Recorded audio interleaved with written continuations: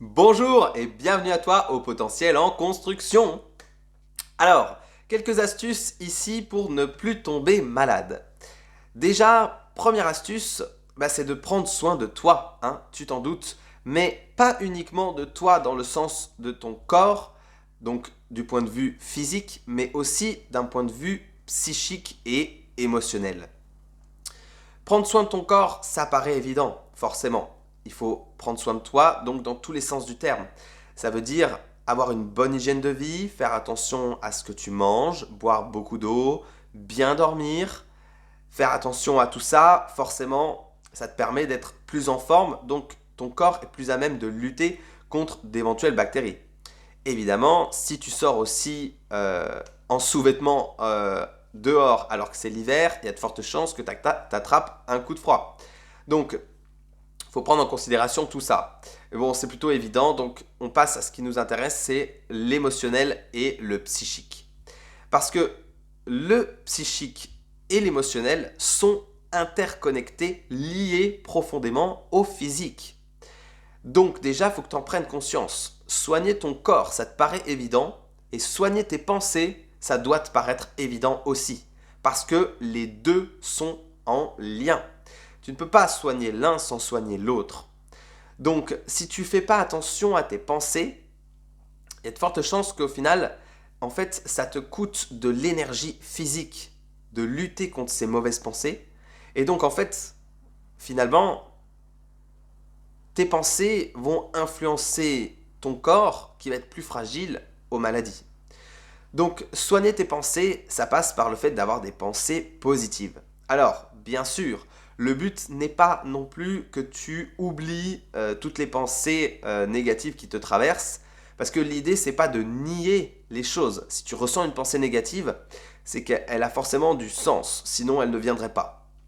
Tu peux soit la zapper comme à la télé, parce que tu te rends compte tout de suite qu'elle ne t'apporte rien, soit si elle est vraiment là, elle veut peut-être dire quelque chose, tu vois, et donc ça sert à rien de la mettre, de la zapper, de la mettre à l'oubli, parce que elle risque de revenir encore plus fort.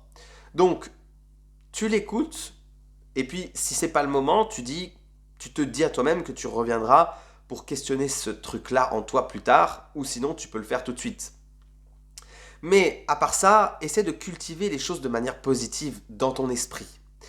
Donc ça veut dire,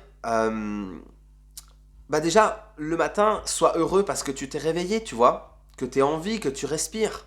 Même si t'as pas passé une bonne nuit, tu te réveilles et tu vas avoir la chance d'expérimenter une nouvelle journée. Et ça, c'est quand même plutôt incroyable. C'est magique, tu vois. Euh, une astuce aussi, c'est par exemple au moment de manger.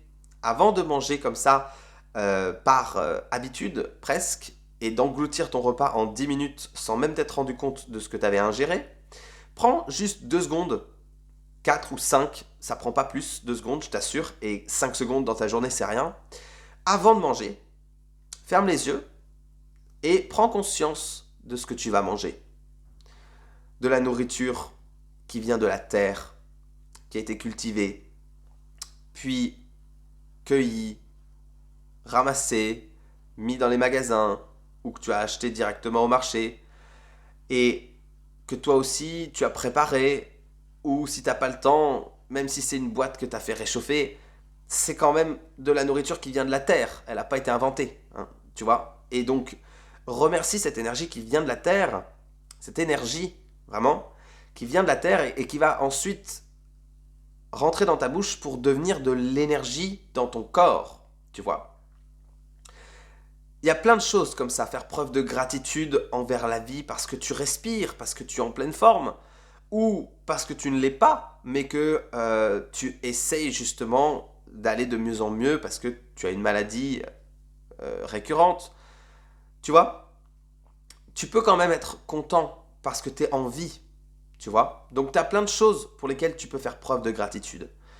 Où tu peux cultiver des choses positives dans ta vie, dans ton esprit, en pensant par exemple aux choses que tu as réussi à accomplir par le passé, en pensant aux choses que tu as surmontées, en pensant à la petite mamie que tu as aidée à porter ses courses en bas de la rue.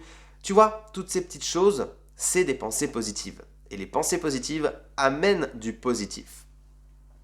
Et puis il y a aussi d'un point de vue émotionnel.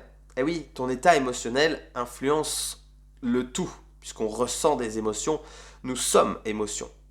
Donc là aussi, l'idée n'est pas d'oublier les émotions qu'on considère comme négatives, comme la tristesse ou la mélancolie, parce que chaque émotion, comme chaque pensée, a un sens. Mais simplement, cultiver des émotions avec une vision positive. Par exemple, je ressens de la joie et après, je suis rempli de gratitude pour cette émotion que j'ai eu la chance de vivre. Prendre conscience de ces émotions et du coup de l'énergie dans laquelle on est. Si tu es dans une énergie de plutôt négative, de pensée et d'émotions négatives, où tu penses que, pour caricaturer, la vie c'est de la merde, qu'il n'y a rien de bien qui peut t'arriver dans ta vie, et que tu cultives ça, forcément, ça va finir par influencer ton corps et les maladies que tu vas attraper. Maintenant, deuxième conseil, deuxième astuce, donc, c'est d'arrêter aussi de vouloir ne pas tomber malade. Parce que le cerveau n'est pas capable d'entendre la négation. Par exemple, si tu lui dis ne fume pas, il visualise, le cerveau, une cigarette, tu es en train de fumer. Il ne visualise pas le ne et le pas, il visualise juste fume, donc il oublie la négation, et donc c'est contre-productif. Ce qui fait que si tu visualises dans ta tête ne pas tomber malade, il y a de fortes chances que tu tombes malade, parce qu'en fait, c'est ce que ton cerveau visualise, et l'inconscient fonctionne aussi par image. Donc quand tu visualises des images dans ta tête, ce sont les futures pensées, émotions que tu vas créer, et on en revient à l'astuce numéro 1. Du coup, tu vas tomber malade. Donc, à l'inverse, c'est de visualiser d'être en bonne santé. Si tu visualises que tu es malade, tu visualises que tu n'es pas en pleine forme et que justement tu es vulnérable, que les événements extérieurs, que ce soit les gens, les situations que tu rencontres et donc aussi les microbes, peuvent facilement t'attaquer et que tu es vulnérable donc à tout ton environnement extérieur, tu vois. Si à l'inverse, tu visualises que tu es en pleine forme, que tu es fort et que tu n'es pas vulnérable à ce qui t'arrive autour de toi, parce que tu es suffisamment fort pour y faire face, que ce soit à quelqu'un qui te parle en face de toi, qui t'insulte, qui te dit quelque chose de méchant, ou que ce soit quand il y a du stress autour de toi parce que tu es dans les bouchons, ou que ce soit un microbe, finalement, ça revient au même. Il faut que tu te sentes fort, forte, pour pouvoir affronter ça. La troisième astuce, c'est d'accepter que, en fait, tu ne peux pas non plus tout maîtriser. Et que donc, parfois, tu vas tomber malade. Tu vois, moi, ça fait presque 1 an et demi, peut-être plus, que j'étais pas tombé malade. Et peut-être que tu l'entends un petit peu. Je parle un peu du nez, j'ai un peu le nez bouché. Et ben voilà, c'est pas grave. Tu vois, si tu fais en sorte aussi que la peur de la maladie, quelle qu'elle soit, quel que soit de quoi tu as peur, ou du simple fait de tomber malade, si cette peur-là, elle prend le dessus sur toi, elle prend le contrôle sur toi, tu vas exacerber les choses.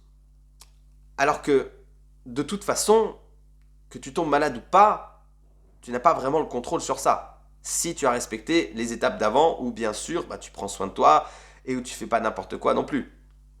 Donc, accepte que parfois, tu vas tomber malade, et que c'est pas grave, ok ? C'est comme justement, des fois, tu es triste, et puis après, tu es heureux.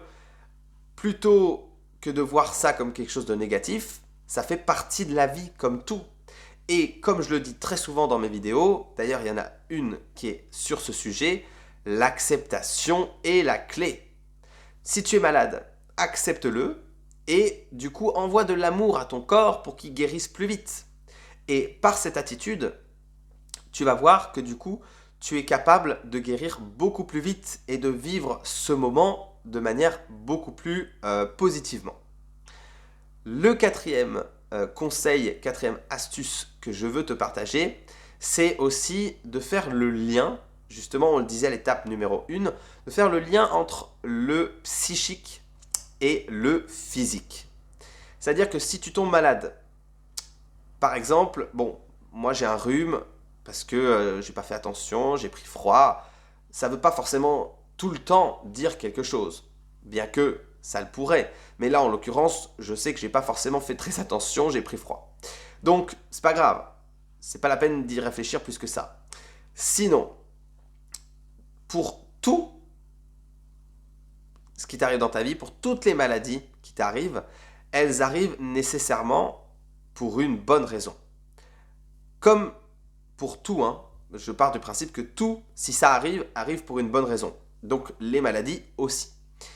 Et donc, si tu as une maladie, c'est une manière que tes émotions et ton psychique ont trouvé à travers ton corps pour te faire passer un message. Tu vois. Par exemple, j'ai eu le dos bloqué il y a un an, un peu plus, un an et quelques mois. Et à ce moment-là, j'étais complètement, moi, psychiquement, bloqué, braqué. Je n'avais pas du tout envie d'affronter la réalité qui était en face de moi. Et plutôt que, encore une fois, de l'accepter et quand même d'essayer de ne pas subir les choses, je me suis complètement fermé. Je me suis dit que j'étais privé de mon pouvoir créateur. Et évidemment, donc, le fait d'être bloqué comme ça psychiquement était tellement fort à ce moment-là que j'ai même été complètement bloqué physiquement. Je ne pouvais plus du tout bouger le dos, la nuque, c'était l'enfer. Ce n'est qu'un exemple, mais tu vois ce que je veux dire. Quand on est conscient en fait des choses qui se passent en nous, des émotions qu'on ressent, on est beaucoup plus à même de faire face aux problèmes qu'on rencontre. Si on n'est pas dans l'acceptation, et en fait parfois c'est dur, on ne l'est pas parce que c'est quelque chose de très profondément ancré en nous, et c'est pas grave, c'est ok. Mais alors du coup, qu'est-ce qui se passe? Le processus, c'est que comme on ne peut pas en être conscient à ce moment-là, même si on fait plein d'efforts, ça se passe au niveau inconscient. Et à l'inconscient, donc c'est le corps qui prend le relais et qui va exprimer une maladie qui est en lien avec notre état émotionnel. Donc bien sûr, il va falloir réparer le corps. Mais ce qui est intéressant aussi, c'est qu'on peut réparer l'émotion et le besoin qui était exprimé derrière pour aider en tout cas à accélérer la guérison à ce moment-là. Donc, ma quatrième et dernière astuce que je souhaite te partager, c'est véritablement ça. C'est d'unir encore une fois toutes les parties de toi et quand tu cherches à en guérir une, ne la guéris pas séparément, mais guéris toutes les parties en même temps si jamais tu tombes malade et ça arrivera nécessairement, à moins que tu sois un spécimen qui ne tombe jamais malade de toute sa vie, mais franchement, c'est très rare. Donc, écoute le message que ton inconscient veut te faire passer à travers cette maladie. Ça veut forcément dire quelque chose. Même si tu n'es pas capable de l'accepter pour l'instant, au moins entends que si ton corps t'a fait passer ce message, il y a un but et que donc il y a quelque chose que tu dois laisser émerger à ton esprit conscient. Soigne tes pensées, tes émotions et ton corps, pas où. Envoie de l'amour à ton corps, à toutes les cellules qui constituent ton corps pour accélérer la guérison. Et je n'en ai pas écrit, mais il existe plein de livres qui parlent justement, qui sont des dictionnaires à maladies, qui parlent du coup du lien justement entre le corps et l'esprit, les émotions, les besoins cachés. Je te conseille celui de Lise Bourbeau qui est fantastique, le dictionnaire des maladies, où moi je m'en sers tout le temps. Tu ouvres, tu regardes, c'est comme un dictionnaire avec la première lettre.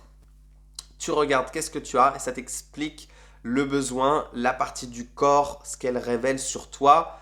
Et c'est très intéressant pour pouvoir justement faire améliorer le lien entre le corps et l'esprit et donc améliorer aussi sa compréhension de soi-même et de comment son corps fonctionne. Et petit conseil, petite parenthèse pour conclure, c'est assez marrant d'ailleurs parce que c'est souvent lié aux proverbes, tu vois. Par exemple, j'en ai plein le dos, je m'en suis trop mis sur le dos et du coup, littéralement, bah, j'ai un problème de dos. Si on reprend mon exemple avec le dos qui était bloqué, tu vois. Il y a plein de petites expressions comme ça qui veulent beaucoup plus en dire que ce qu'il n'y paraît. Je t'invite, pour conclure cette vidéo, à y penser quand tu en entends une. Si elle est là, cette expression, s'il est là, ce proverbe, c'est bien parce qu'il a un sens, en tout cas d'après moi. Et si tu veux un coaching personnalisé, n'hésite pas à prendre rendez-vous avec moi, les infos sont en barre de description. Prends soin de toi, prends soin de tes pensées, prends soin de tes émotions, continue à libérer ton haut potentiel. Laisse un petit commentaire, ça me fait toujours énormément plaisir. Et puis, si tu as envie, abonne-toi et mets un petit pouce bleu. À bientôt!